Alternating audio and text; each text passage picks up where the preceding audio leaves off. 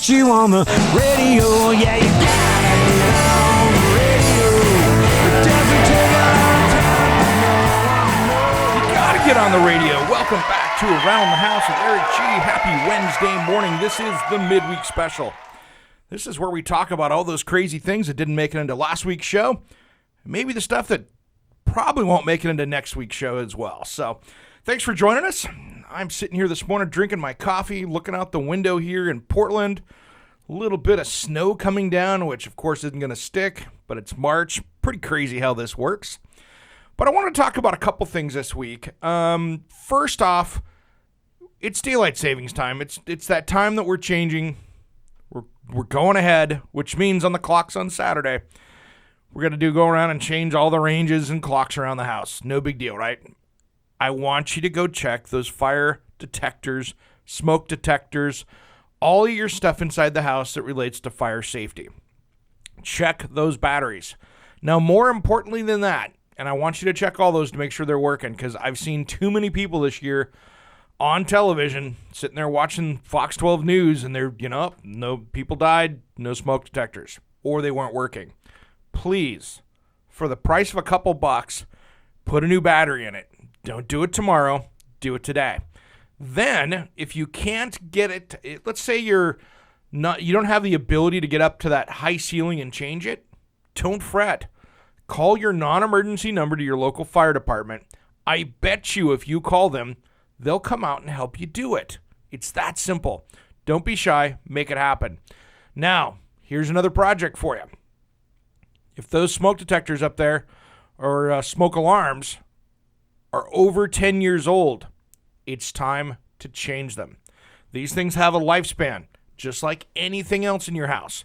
So I want you to take a look. When you pop those things down, take a look at the backside, see what the built-in date is. If that thing is expired, go down to the home improvement store, go down to wherever you get your stuff, and pick up some new ones and put them in. They're easy to do. Even if they're the wired-in ones, they're not that hard to do. So get them knocked out, put the right ones back in there. That way you're safe.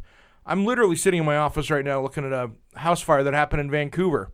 And people got out of that thing okay, which is good. But still, these are things that you got to really be careful with. So take a few minutes, check out all those things in your house. Make sure you got a fire plan too. If you got a big high ceiling in your first level and you got bedrooms on the second, maybe you need a ladder. Plan a little bit ahead. That way you're good to go. Okay, that's the first part of the deal today. Now, second I wanted to touch base on is appliances. You've heard me over the last 5 years or so and around the house be very specific about what brands I like and what brands I don't like. I will say changes have happened over the last couple of years, so I'm going to amend that list a little bit. Few, you're going to be kind of surprised. In the past, I have not enjoyed the durability of Samsung and LG. I'll be honest. I've had horror stories with clients, with family members, with things not lasting at all. Samsung washer, LG washer, Samsung fridges lined up in an appliance dealer because they kept putting new ones out there in the field and they kept coming back. 5 to 7 years ago, it was a nightmare. So I was talking to some of my friends over at Standard TV and Appliance and some other places up and down the West Coast. And get this. It's kind of interesting. None of them are sponsors of the show, so this is not anything that I'm having to switch for any reason other than when I get new information, I like to change it. So my problem that I had with them was, one, parts were not kept in the U.S., and two, there were huge, massive problems. You'd have refrigerator problems that would last for a couple of years. You'd have laundry problems that were happening for a few years. It seems like, and I'm getting these reports from the appliance guys out there, that they have fixed the majority of those problems. So they probably realized that they were losing their butt by having a ton of repairs, warranty repairs, and replacing machines and having them stack up in dealers' warehouses is not a good business model. So I'm sure that they looked at all those problems and said, okay, we're going to change them. So I'm going to say Samsung and LG, although not my favorite brands, have really done a lot on the durability over the last 3 years or so. So don't automatically discount them like the advice I gave you probably last year about those two brands. Are they horrible brands? Absolutely not. Are they top of the line? No. But speaking of that, LG just came out with, at the Kitchen and Bath Show, their new Signature line, which they're trying to compete with other brands like Decor, Wolf, Sub-Zero, even Gen Air. They're trying to really get into the Milas, those kind of things. They're trying to compete with all the luxury appliance brands, because even though LG has been a decent brand as far as a good entry-level to mid-price point, they couldn't get into that freestanding range, built-in refrigerator. They just weren't getting there. So they've got their new Signature line out there you might want to take a peek at. And again, it's a brand new appliance line. You might let things shake out a little bit and see how they do. I say that just like when you go out and buy a brand new model of a brand new car.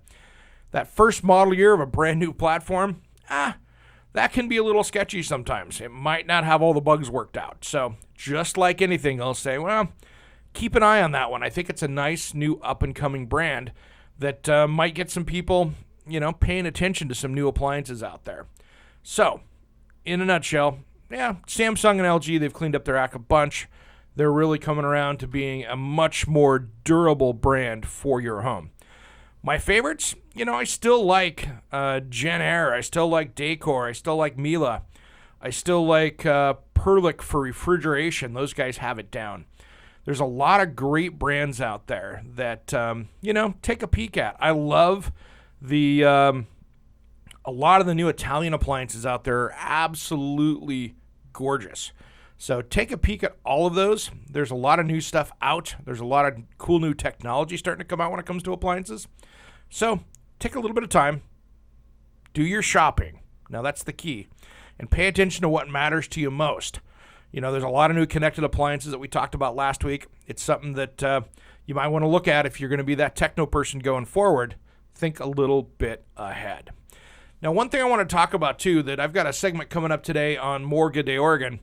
I want you to make sure that when you're talking ventilation, and I'm talking ventilation today because it's going to be up on the segment. It'll be a little bit later on today. I always want people to make sure when they're replacing vent hoods that there's two things that they're doing to make sure that they're doing it correctly. One, that they're venting outside, and I'm going to hit this one more time, and if you're increasing that vent, so if you're going from a 300 CFM to a 500 CFM fan going outside, I want you to call your local HVAC professional and make sure they come in and install makeup air. In most areas between 400 and 450 CFM, you need to be replacing the air that you're pulling out.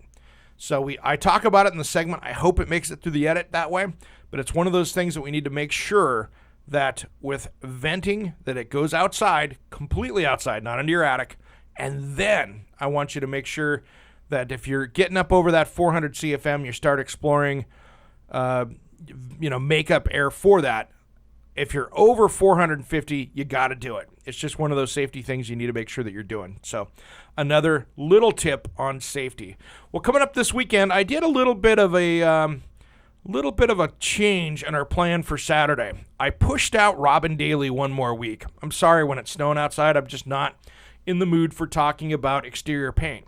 It's not that time of year yet. It should be in March, but it's not. So we're going to be talking about what a project costs on Saturday on Around the House. So we're going to be diving into the Remodeling Magazine. This is their cost versus value guide. So we're going to talk about maybe what's a bathroom remodel cost? What's a kitchen remodel cost? What's a bathroom addition cost? Maybe what's a deck, a roof, siding, windows? What are the average prices here for the Northwest and across the country for replacing these in a generic way? We're not getting into brands, but we're going to get into what does a basic remodel cost and what are the averages. So if you've got a project coming up this next year, this is something you might want to take a peek at, because if you've been watching the TV shows on DIY, HGTV, TLC, Discovery, any of those shows that start giving you budget prices for projects, almost all of them are not giving you real numbers. So, and there's a whole bunch. We'll talk about that on Saturday, but that's something that you should take a note of, because what happens is that you're going to dive into these projects, start talking to a contractor, maybe you're buying materials, and all of a sudden you realize this has gotten a lot more expensive than any of us thought. So I want to save you some time, save you some headache. So dive into that. Take a listen this weekend. It's going to be a good one. Now, I want you to give me a call here in the studio, 503-521-7072. This is our 24-hour, 7-day-a-week studio line that if you call in, we're going to put you in the show. Now, what we're doing is we're doing this for all the different stations that are going to be picking up us across the country, as well as the podcasters that are listening to this, because this goes into a podcast as well. So we're going to have one number for everybody. Nobody's going to be waiting on hold. Call in. We'll call you back. We're going to put you in the show. So we're going to make this so much easier.